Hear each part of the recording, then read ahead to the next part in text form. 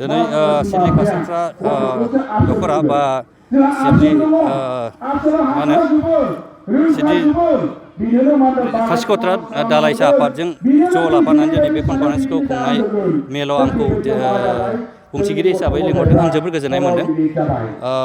नंगौ, जों जारिमिनखौ नायोब्ला नुबोयो जे एबसुआ अल बड' स्टुडेन्ट इउनियना जोंनि फरायसानि थाखाय गोबां खामानि मावबोदों। जों बेखौ बाख्नायनांगोन।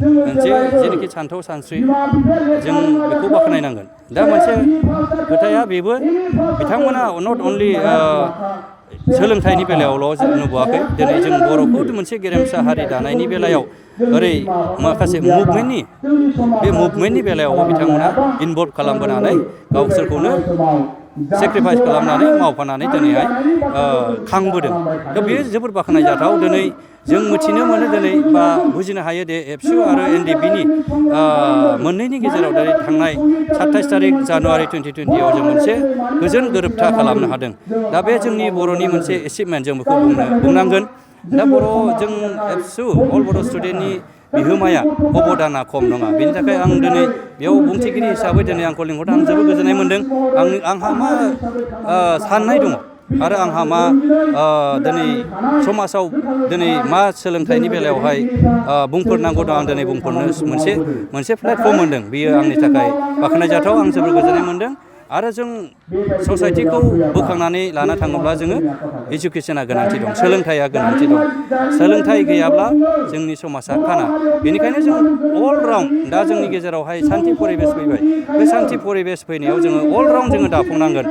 इडुकेसनावनो जा, गेलेनायावनो जा, कालसारावनो जा, माबा मोनसे पलिटिक्सआवनो जा, जोङो मोनसे रोदा सुनांसिगोन दायो।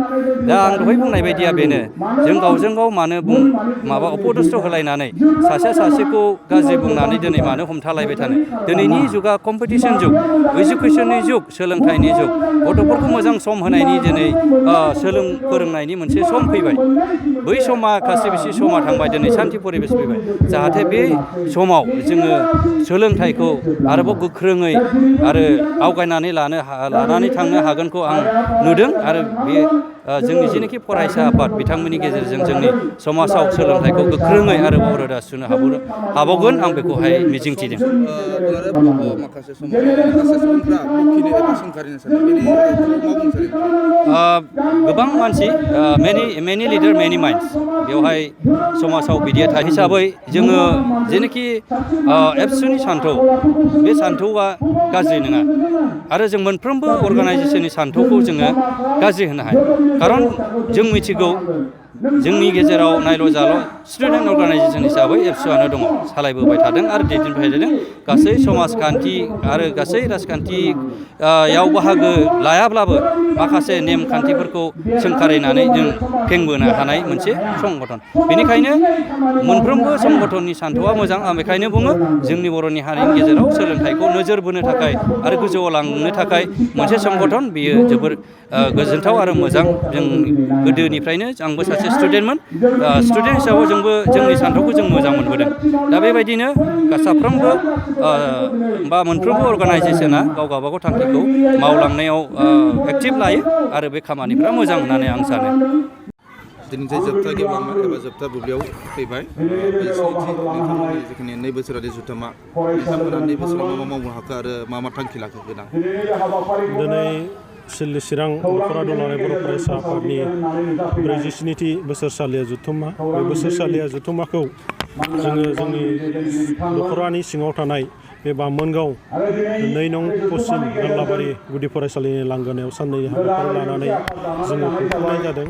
दा दुलाराय बर' फरायसा आफाद हिसाबै दुलाराय बर' फरायसा आफादनि संबिधान बायदि जोङो सम आरो थासारिखौ नायनानै गुबुन हाबाफारि जोङो लानाय जायो। नाथाय नैबे बोसोराव जोंनि जि मावसम, बे मावसमा जोङो गोबां थासारिजों मोगा मोगि जानांनायनि थाखाय हयथ' गोबां बेबायदि हाबाफारि मावफुंनो हायाखै। जेरै जोंनियाव इलेक्सन बेयो मोनसे बारहावा फैनायनि थाखाय जोङो समाजारि आरो सोलोंथायारि बिदिनो गुबुन गुबुन हाबाफारिखौ नांगौ बायदि जोङो मावफुंनो हायाखै। बिनि उनाव इलेक्सन जोबखांनायनि उनाव जोंनि ओनसोलाव सारा बुहुमावनो जि कर'ना भाइरासनि थासारि कभिडनि थासारि बिदिनो दुलाराय बर' फरायसा आफादा गोबां बेबायदि खामानि मावनांगौमोनब्लाबो जोङो बेबायदि मावफुंनो हायाखै। अब्लाबो जिखिनि थासारि आरो समखौ मिलायनानै जोंनि दुलाराय बर' फरायसा आफादनि मावनो गोनां बिथांखिफोर जेरै एक्सन प्लानफोर बेखौ जोङो मिरुनिफ्राय जिल्लानिफ्राय बिथोन फैनाय मोनफ्रोमबो हाबाफारिखौ जोङो मावफुंनो हादों आरो बेहाय जिखिनि मावनो हादों जोङो दख'रा आफाद हिसाबै गोबां बेबायदि मावबावनांगौ दङमोन। नाथाय दुखुनांथाव बाथ्राया बेनो जे इलेक्सन मोनसे बारहावा थाबाय बेनिफ्राय कभिड-19नि थाखाय जोङो बेबायदि हाबाफारि मावफुंनायाव एसे टेकनिकेल उसुबिदाया नुजादों। अब्लाबो जोङो दिनै बे जथुम्मानि गेजेरजों गोबां फैबाय थानाय समाव खामानि मावनो थाखाय जोङो थांखिफोर लादों। जेरै समाज फोसाबनायनि बिथांखि, सोलोंथाइ जौगाहोनायनि बिथांखि, रांखान्थि जौगानायनि बिथांखि, हारिमु जौगानायनि बिथांखि, नैबे माखासे हाबाफारिखौ जोङो दिनैनि डेलिगेट हाउसनि गेजेरजों जोङो रनसायनानै लादों। थांखि हिसाबै जोङो लानाय जादों। निस्सय फैबाय थानाय समाव बोथोरा जुदि मोजां जायोबा, जोंनि ओनसोलाव थासारिया मोजां जायोबा बेफोर हाबाफारिफ्रा मावफुंजागोन। नोंथांमोननि गोदान मावफुं आफादा सोर सोर गाहाय नेतृत्व आरो आफादगिरिफोरानो गाहाय नेतृत्व? दा जोंनि गोजाम मावफुं आफादगिरि हिसाबै जोङो आं आफादगिरि बिरबल बसुमतारी आरो जोंहा साखाथियावनो थानाय दैथुन खुंगुर बसुमतारी बिथाङा गोजाम मावफुं आफादनि आफादगिरि गाहाय नेहाथारिमोन। दा जोङो थांनाय मोनायाव जोंनि डेलिगेट सिटिंनि गेजेरजों जोङो गोजाम आफादखौ सिफायनानै गोदान मावफुं आफाद दानानै लाबाय। दा बाव आफादगिरि हिसाबै जोंनि दख'रा आफादनि लेङाइ आफादगिरि रैरुब बसुमतारी बिथांखौ जोङो आफादगिरि गोदानै गायसननाय जाबाय आरो जोंनि दख'रा आफादनिनो बुंथिगिरि देरहासार दैमारि बिथांखौ जोङो गाहाय नेहाथारि हिसाबै जोङो मोननाय जाबाय। दा बिथांमोननि टिमखौ जोङो खोब मोनसे मोजां खामानिखौ आसा खालामदों। टिम स्पिरिटखौ जोङो मोजां मोनदों आरो जाय बिबानगिरि बिथांमोना दिनै गोदान बिबान मोनदों बिथांमोननो साबायखर बावदों, कंग्रेसुलेसन हरदों। फैबाय थानाय समाव जोंनि ओनसोल जौगानायनि, जोंनि समाज जौगानायनि, सोलोंथाइ जौगानायनि खामानि मावलांनो हालांथों।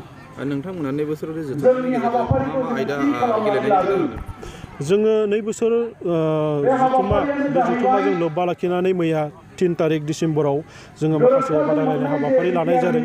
जेरै भलिबल हौवासाफोरनि थाखाय बादायलायनाय आरो लोगोसे हिन्जावसाफोरनि थाखाय काबादि बादायलायनाय आरो लोगोसे थुनलाइयारि बादायनाय हिसाबै जोङो मोनथामसो बे आयदा लानानै जोङो बे हाबाफारिखौ मावफुंनाय जादों।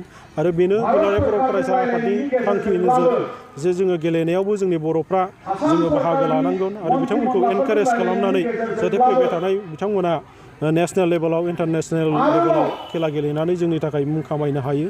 आरो बेजों लोगोसे जोङो फैबाय थानाय चिरां जिल्ला दुलाराय बर' फरायसा आफादनि जि बोसोरसालिया जथुम्मा बियो 9 आरो 10 बे अक्ट'आव जानो थांगासिनो दङ। बाहागो लाहैनांगौनि थाखाय जोङो दख'रा आफादनिफ्राय भलिबल मोनसे टिम, काबादि मोनसे टिम जोङो सेलेक्सन खालामनानै बिथांमोनखौ दख'रा आफादनि जानानै बाहागो लाहोनाय जाबाय।